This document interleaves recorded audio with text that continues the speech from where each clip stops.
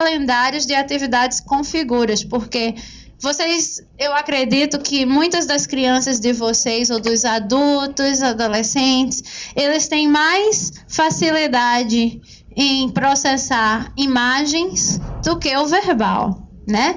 Então, às vezes, um calendário com figuras ajuda bastante, porque você não apenas diz o que é, mas eles conseguem ver. Próximo, por favor. Então, eu tenho aqui alguns exemplos. Eu sei que não está o melhor, mas eu vou explicar, tá? Por exemplo, aqui, eu vou passar para cá. Aqui é de uma escola. Aí, nessa sala, tem 3 crianças. Cada um tem a sua foto. E aí, aqui tem a lista de atividades. O que ele tem que fazer é ruim de ver, porque essa foto não tá boa. Mas aqui é uma foto de cada atividade. Ó, aqui deve ser bloquinhos, aí montar um castelo. Aqui é brincar no recreio. Aí vai dizendo o que ele tem que fazer naquele dia, com foto. Aí ele vai ter que fazer o quê? Ele chega, ele vai checar o que ele tem que fazer. Aí geralmente ele tira, tem um velcro.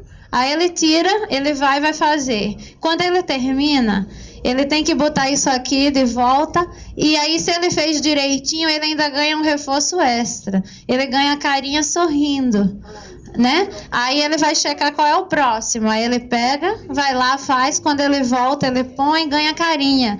E se ele não ganhar, você pode ver aqui, ele não ganhou carinha nessa atividade. E aí eles vão aprendendo a seguir uma rotina, e cada um tem a sua atividade que vai fazendo. Pode ser algo mais simples, né? Que aqui foi a criança mesmo que desenhou, mas ele tinha 3 atividades, mas ele pode lembrar. Aqui pode ser também com linguagem de sinais, né? Tipo, aqui significa trabalho, aqui já é para uma pessoa adulta, na verdade. Mas assim, é o trabalho. Aqui ele vai para a instrução comunitária, né? Aqui já vai ser o trabalho à mesa, aí depois o trabalho na cafeteria, reciclar, o horário da socialização, a grooming, que é, como é o nome? Pentear, escovar, não sei o que, se banhar. Depois o trabalho de arte. Então você pode trabalhar isso, né? E assim, na medida que ele vai ficando melhor nisso, você pode incluir, inclusive, coisas como: o que você quer fazer hoje? E aí eles montam um calendário juntos. As crianças que são verbais, você pode começar. A gente faz isso, gente. A gente não se organiza no calendário, na agenda eletrônica ou no papel. Isso é uma ajuda para eles, só que começa no visual e depois... E claro que só dar isso para eles não vai ser o suficiente. A gente vai ter que ensiná-los a usar esses calendários. E isso substitui a gente. Primeiro a gente tem que estar lá dizendo. Depois eles vão olhar por si mesmos e ter mais independência. Tá fazendo sentido? Todo mundo? Beleza? Próxima, por favor. Então, outra manipulação dos antecedentes. Responder aos primeiros sinais do problema, reconhecer os primeiros sinais e modificar o antecedente antes do comportamento se escalar para níveis mais sérios. Gente, isso acontece muito. O que acontece? Vamos dizer, a mãe pede para a criança pegar todos os brinquedos, tem 5 brinquedos, espalhados pelo chão, e colocá-los no baú. Aí a mãe já percebeu que a criança começou a demonstrar sinais de irritação. Ela contrai o corpo e dá um grito. Ah! E aí a gente já reconhece. E lá vem bomba. Isso daí está cheirando a tempo feio, né? Aí você diz: nossa, não foi legal. Eu acho que é melhor eu começar a lidar com isso antes que isso vire aquela confusão de 2 horas. E aí o que a mãe faz? A mãe pede para a criança colocar no baú apenas um brinquedo específico, que a criança, por acaso, já está segurando. Então, ela mudou a demanda rapidamente, né? E aí ela evitou o quê? O escândalo, né? Ela evitou que aquele comportamento viesse a se escalar. Aí você diz: e agora? Isso não é manipulação da criança, né? Aí, assim, a gente tem que ver. Se a gente fez uma demanda que foi grande demais, não tem problema em algumas ocasiões que a gente mude, a gente reconheceu, nossa, acho que isso foi demais. Muda imediatamente por uma menor. O importante é que ela não saia sem ter feito a demanda, certo? Isso é que é importante. A criança tem que fazer 5 tarefas antes de ter um intervalo. Mas aí a criança começa a demonstrar sinais de distração e irritação na terceira tarefa. Né? Você vê que ela começa já a se balançar na cadeira, olhar para os lados, franzir a testa, e você... eu acho que ela não vai aguentar, não. Vai ter um escândalo antes das 5. Aí o que você faz? Você diz que ela pode ter um intervalo depois de terminar a terceira tarefa. Então, assim, não é que a criança está consciente que foi o franzir da testa dela que fez e ela vai manipular. Mas, assim, você percebeu que ela está ficando irritada. Antes dela ficar e explodir, você já foi à frente dela e disse, ok, vamos terminar essa tarefinha e a gente tem um intervalo. E aí a gente evita que ela tenha um escândalo. Próximo. Modificar a forma como você pede ou responde a um comportamento. E isso também não é só para pessoas com autismo. Vocês já perceberam que muitos pais só pedem gritando? E aí isso pode se tornar o quê? O desencadeador de um comportamento de resistência. Então, sim, tipo, eu lembro quando eu era pequena, certo? Às vezes eu estava prontinha para ir arrumar minha cama. Aí minha mãe chegava, você ainda não arrumou sua cama? Aí era que eu não ia. Eu já ia fazer, mas a forma como era pedida era o desencadeador da minha resistência. Aí eu fazia exatamente o contrário. E a mesma coisa acontece com as crianças. Às vezes, só a forma de você pedir faz com que ela tenha resistência. Se você muda a forma como você pede, às vezes funciona. Ela nem percebe. Quando viu, ops, já fiz. Tá entendendo? Então, é importante fazer pedidos e dar ordens num tom de voz calmo. Não significa que não seja firme, mas calmo. Não precisa gritar, se desesperar. Então, lembra que eu cheguei aqui, aí eu disse, fulana, vamos? Tá vendo? Assim, então o que acontece? Eu não mudei o tom da minha voz, nada, mesmo que seja, pode sentar, mesmo que seja uma coisa, digamos, tem mãe que se desespera, assim, a menina tá subindo na estante, ai meu Deus, não sei o que, aí que fica aquela confusão. Você precisa realmente falar com mais calma, que é mais produtivo, e provavelmente ela vai descer e responder melhor do que se você já fizer um alarde, né?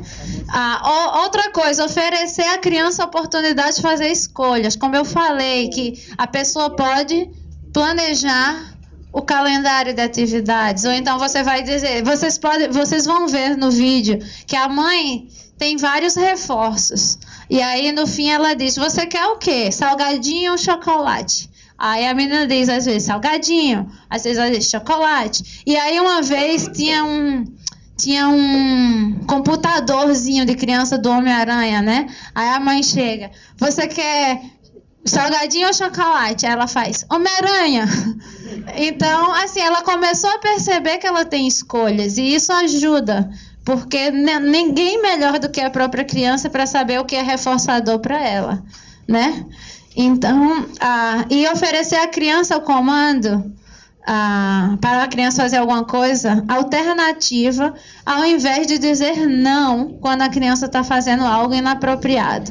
Aí eu volto só um pouquinho, vou tocar um pouco na questão da estereotipia, né? Que acontece? Às vezes, quando a criança está lá na estereotipia, se você vai lá tentar bloquear ou dizer não, você está dando atenção e corre o risco de acontecer o que aconteceu com ela, que começa a ficar uma função de chamar atenção. Então, o que a gente pode fazer? Eu vi que fulano está fazendo estereotipia, eu chego e digo, toma aqui esse copo, vem fazer tal coisa. E aí, ninguém pode assoviar e chupar cana ao mesmo tempo, né? Se ele faz uma estereotipia com as mãos, mas eu o convido para fazer algo que ele tem que usar as mãos, ele não vai conseguir fazer as duas coisas ao mesmo tempo, né? Próximo, por favor. estar atento a eventos que podem contribuir no desencadeamento do comportamento problema, como sono, fome, cansaço, doença, eventos estressantes na família. Então, por exemplo, você sabe que a criança não dormiu bem durante a noite, sei lá, estava resfriadinha, acordou muitas vezes chorando. Aí a mãe chega à escola e pede para a professora colocar menos demandas para a criança naquele dia de aula, porque a criança tende a demonstrar mais problemas de comportamento quando não dorme bem.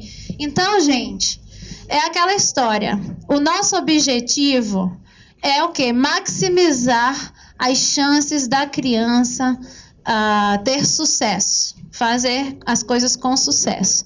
Então, se a criança já não dormiu bem, se você sabe que ela está cansada, com fome, alguma coisa, é quase como dizer assim, pedir para, como é que se diz? Pedir para ter fracasso, né? Então, nesse dia, mesmo que ela já saiba fazer várias coisas, vamos pegar leve, porque a gente não tá, é uma forma de prevenir comportamentos, o desencadeamento de problemas, de comportamento problemas.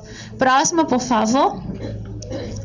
Então, outra coisa, que isso é super legal, é parecido com a ideia de calendários, mas é usar pistas visuais ou auditivas, e funciona, que é uma beleza. Quem aqui já teve alguma experiência de usar alarme, ou usar como é o nome? Desenhos, figuras, fotos. Funciona tão bem. A gente conseguiu uma vez, uma menina estava com um problema enorme. Ela tem 14 anos, mas ela é alta, enorme. E a tutora dela estava toda machucada aqui no punho, que ela a pegava assim e não sabia mais o que fazer.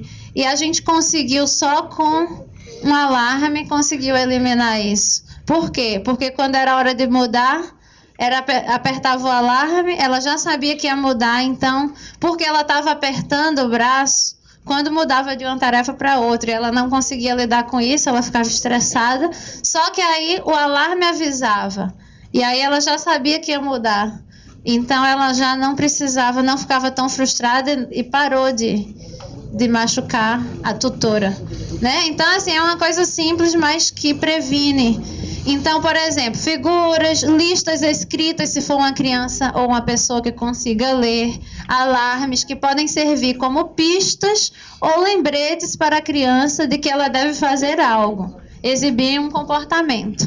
Então, a sequência de figuras na parede do banheiro, por exemplo, para lembrar todos os passos envolvidos no uso do vaso sanitário. Então, acende a luz, abaixa a bermuda e a cueca, faz xixi, dá descarga, levanta a cueca e a bermuda, lava as mãos, enxuga as mãos, apaga a luz. Por quê? Eles realmente esquecem, principalmente quando tem uma sequência grande. Então, eles sabem até fazer cada uma dessas coisas, mas eles não conseguem fazer a sequência toda de forma independente. Essas listas, elas vão lembrando, agora é hora de fazer o quê? Agora é hora de fazer o quê? Né? Então, colocar um alarme para apitar em 30 minutos para lembrar que uma atividade acabou e que está na hora de começar a próxima. Eu lembro também que eu consegui com alarme essa história de computador, essa história porque eu disse, vamos intercalar atividades preferidas e não preferidas, mas sempre vai ter um momento que ela vai ter que sair da preferida para não preferida, né? Não tem para onde correr. E aí a gente botava o alarmezinho, era bonitinho. E aí eu vou mostrar aqui na próxima. O alarme tinha também uma coisa vermelha. Não, era como um relógio, só que ele tinha uma coisa vermelha, assim, para mostrar 15 minutos. Então, quando o ponteiro saía do vermelho, apitava também. Então, tinha o marcador visual e auditivo, que dava o lembrete, acabou-se o tempo, agora é outra coisa. E colocar um calendário de figuras, né? Com cada atividade que a criança irá realizar naquele dia, que é aquilo que eu mostrei, o calendário de atividades. E requerer que a criança pegue cada figura antes de fazer a atividade. Próximo, por favor. Aí aqui são algumas figuras, ó. Esse é o alarme que eu tô falando. Vocês estão vendo aqui a coisinha? Aí quando tem um ponteiro aqui, quando ele passa, você pode até comprar daqueles relógios de alarmezinho bem baratinhos. Corta cartolina e põe, exato, despertador. E aí põe, aí ele vem aqui, ó, a gente diz, e é tão bonitinho, gente, que eles prestam atenção mesmo. Aí eles ficam às vezes vidrados, porque eles são muito metódicos, né? A coisa da gente prestar atenção, usar as coisas que eles já têm em nossa vantagem. Como é que diz? Para tirar vantagem disso, né? Então eles vêm bonitinho, gente. Então quando o ponteiro chega aqui, eles vão chegar a um ponto que eles vão sair na boa, assim, porque eles ficam mesmo, assim, muito ligados a isso. Corre, aí se for isso, aí você vai ter que usar outra estratégia, que não distraia, né? Aí, ou então aqui, ó, como é bonitinho. O do banheiro, ó, tira a calça, tira a cueca, aí senta no banheiro, né? Senta no vaso. Aí se limpa, veste a cueca, veste a calça, dá descarga, lava as mãos e... muito bem! Né? Ainda tem o reforço, aqui também para escovar os dentes, né? Aqui pode ser uma coisa mais simples. Tipo, é o lanche, agora é hora de ler e depois vai embora para casa. A próxima, por favor. Então, aí agora, gente, eu explorei com vocês até esse momento o quê? O que foi que eu explorei com vocês até agora?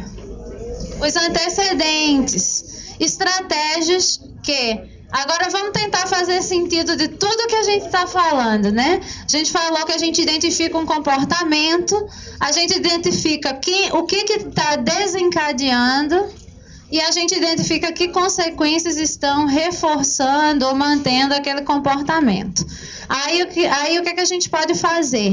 Manipular os antecedentes, que foram todas essas estratégias que a gente falou até agora.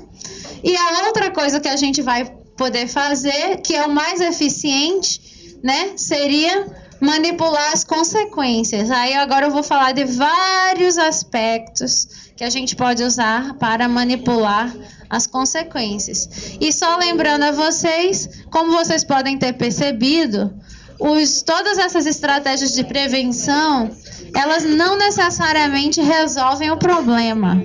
Algumas vezes elas até resolvem, porque, por exemplo, essa coisa do alarme, certo? Ou do calendário, resolve, porque elas podem entrar realmente no hábito de seguir bonitinho o calendário e nunca mais ter problemas. Então, às vezes resolve. Às vezes ela só previne que o comportamento aconteça, mas a manipulação das consequências é o que vai realmente fazer com que o comportamento mude, certo?